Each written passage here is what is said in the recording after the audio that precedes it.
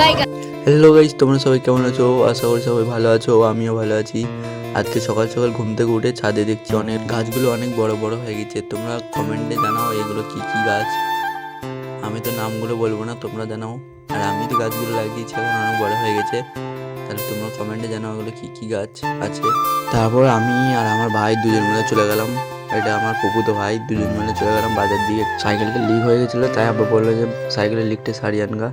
সেই জন্য পাম্প দিয়ে যাচ্ছি সারাতে বাজার দিকে।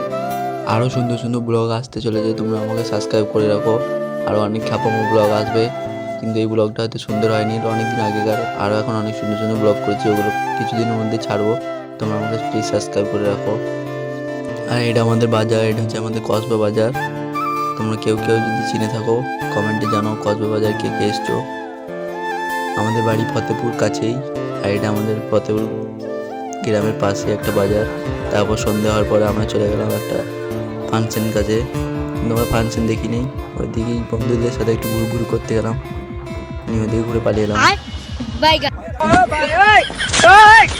हे प्रभु हे हरि राम कृष्ण जगन्नाथ प्रेमानंद ये क्या हुआ?